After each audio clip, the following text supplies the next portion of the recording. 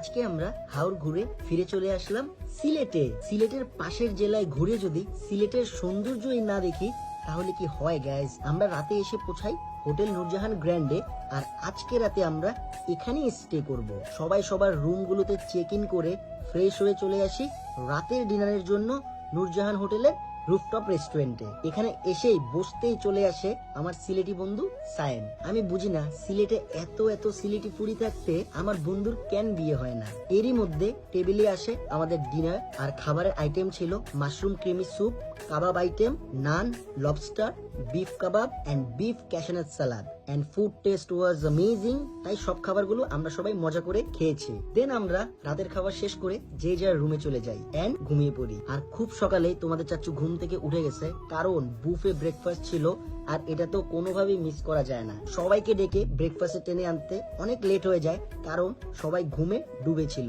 নাস্তায় বেশ অনেকগুলো আইটেম ছিল, আর আমি নিয়েছিলাম জাস্ট খিচুড়ি, চিকেন, প্যানকেক, পাস্তা, ডিম পোস্ট এন্ড সাথে ছিল জুস। ব্রেকফাস্ট করে হোটেলটা একটু ঘুরে দেখছিলাম, কারণ রাতে এসেই চেক ইন করে তেমন কিছু দেখতে পারি নাই। এই হোটেলের রুফটপে এসে এত সুন্দর একটা ভিউ দেখতে পাই, পুরো শহর যেন এক নজরে দেখা যাচ্ছিল।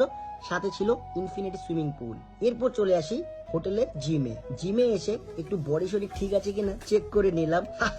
তোমাদের চাচুকে কি যে মনে করো তোমরা, তোমাদের চাচু সব পারে। দেন দুপুরে আমরা সবাই রেডি হয়ে যাই যে যার মতো, কারণ হোটেল থেকে আমাদের চেক আউট করতে হবে। এন্ড দ্য মেইন থিং, দুপুরের খাবার খেতে আমরা যাচ্ছি কাচ্চি ডাইন সিলেট ব্রাঞ্চে। প্রথমে তো কনফিউজড হয়ে যাই আমরা কোন ব্রাঞ্চে যাব, কারণ সিলেটে আছে কাচ্চি ডাইনের দুইটা ব্রাঞ্চ। একটার লোকেশন হলো জিন্দা বাজারে, আর আমরা যেটা যাচ্ছি সেটার লোকেশন হলো হুমায়ুন রশিদ চত্বরে। আর কাচ্চি ডাইনের সামনে আসতেই ম্যানেজমেন্ট থেকে তারা ফুলের শুভেচ্ছায় রিসিভ করে। কাচ্চি ডাইন বাংলাদেশের অনেক জেলায় আছে, যেই জেলাতে যাই সেখানেই দেখা পাই কাচ্চি ডাইনের। সিলেটি মানুষরা যে কাচ্চি ডাইনটা পছন্দ করে তা আমি বুঝতে পারি কাচ্চি ডাইনের ভিতরের কাস্টমারদের ভিড় দেখে। যে যার মতো অর্ডার করছিল কাচ্চি, দম বিরিয়ানি, মোরগ পোলাও, জালি কাবাব আর রোস্ট। আর তাদের মোরগ পোলাও আইটেম আমার বেশ মজা লাগে খাইতে। যখনই আমি কাচ্চি ডাইনে খাই এই আইটেমটাই সব সময় ট্রাই করি। আর এই ব্রেঞ্চে কিন্তু ফ্রেশ জুস বারও ছিল। খাওয়া দাওয়া শেষ, সোনার বাংলাদেশ সিলেট ট্যুরের শেষ গন্তব্যস্থল ছিল মালুনিছড়া চা বাগান। ভারতীয় উপমহাদেশের সিলেটেই প্রথম চা উৎপাদন শুরু হয়। চায়ে অভ্যস্ত হয়ে পড়ে ব্রিটিশ আর বাংলাদেশিরা। সিলেটের মালুনিছড়া চা বাগান থেকেই উপমহাদেশে চা চাষের সূচনা হয়। বাই দ্য ওয়ে গাইস, শ্রীমঙ্গলকে চায়ের দেশ বলা হলেও সিলেটের এই চা বাগান থেকেই চা চাষের গোড়াপত্তন, যা এখন ইতিহাস ও ঐতিহ্যের অংশ।